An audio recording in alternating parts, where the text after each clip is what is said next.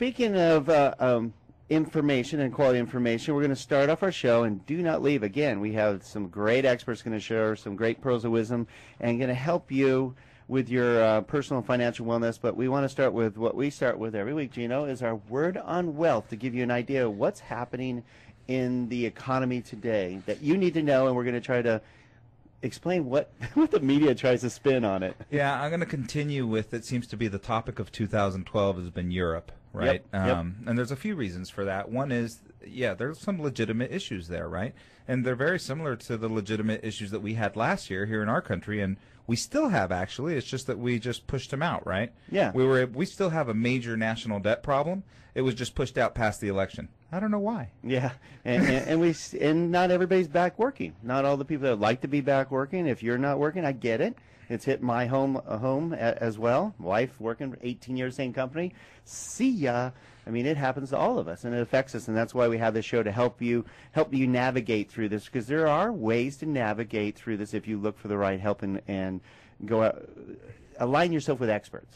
Yeah, and speaking of losses of jobs, we do have a little bit of a new jobs report, and everything's just, it's not bad, but it's not great, and it's kind of slowly eking back up to that $400,000, number that we were, or 400,000 number.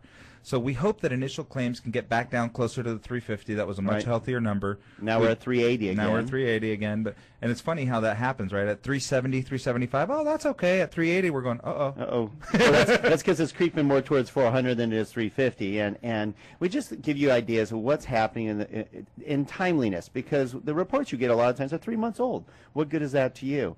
And that's why we let you know what Europe and all these things you hear in the news, because another thing that perked up was QE3. What is QE3? Quantitative easing. That's what QE means. And 3 means this is the third round that they're thinking about doing, and we warned you that they may do. And I say warn you because personally I'm not a big fan of just printing money. But it is an election year, and funny things happen. I know. So Don's not a fan, and I'm not a fan either, but I do support it. And the reason is, the last time we had a lot of government stimulus and we took our foot off the gas at the wrong time, it kind of led us into a double dip. And we don't want to see a triple dip, so I think you do the one last round, smaller than the other 2 rounds we've done, and just slowly wean ourselves off of that QE. And hopefully QE3 will be the last one. Well, we hope so, because there's a lot going on. And you have a good point, Gino, because it is important to keep our economy going, especially since there's a lot of scary factors going on in Europe. I mean, we're here in Greece again. I mean, give you some idea. I looked up this stuff today. This is funny stuff. You're going to love to hear this. And again, if you just tuned in, you tuned into the Don and Gino Real Estate and Finance Show on your hometown station, AM 1220 KHTS. And you're going to love this little fact. I was studying, why is Greece in so much trouble, and why do we keep hearing about it? I mean, get some of these facts. Are you kidding me that 600 categories of workers in Greece can retire at the age of 50 with full pensions? Wonder why Greece. Yeah, I know exactly. I love Greece. I can eat Greek food. So you could retire in 4 years, Don. Oh, I hate you. And with comments like that, you're never going to retire, Gino.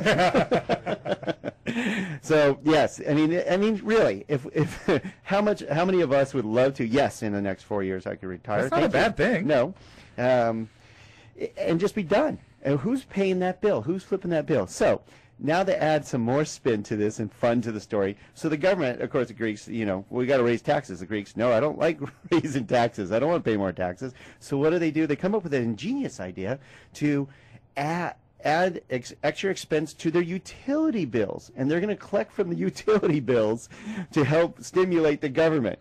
What do you think the Greeks did, Gino? Stop paying. Bingo! Ding, ding, ding, ding, ding. They stopped paying. And I'm sure Joe's going to have fun with this. He's on next, Joe Messina. But they stopped paying. So what did the government have to do? Oh, we have to bail them out. Keep the lights on. Exactly. So that didn't work. They're just a mess. They have 22% unemployment. And for the youth, the young ones coming up, over 50% are unemployed. That's obviously got to be a problem.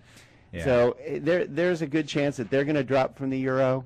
And what does that mean to you? And I know I'm on my soapbox, but I'm trying to explain to you why you hear about it so much. Is if they bail out of the euro, then who's next? Yes. I mean, they're worried about Portugal, maybe Spain, maybe, and there's already countries pulling money out of the euro right now. So there are ramifications that can affect you here, right here in Santa Cruz, because it all rolls through. We're a global economy, so we just like to explain some of this stuff to you, so you understand why you hear about it so much on the radio. Well, right now, bad news in Europe is good news for you, because you could take advantage of the lowest rates in history. Lowest rates. I mean, we're talking since the 1800s. I know, Step we used to up. say in the last 40 years. Now it's since the 1800s. Yeah, if you aren't taking advantage of it, stupid. Sorry to say that, Can but you it's say true. that? Yeah. Someone's going to barge through the door right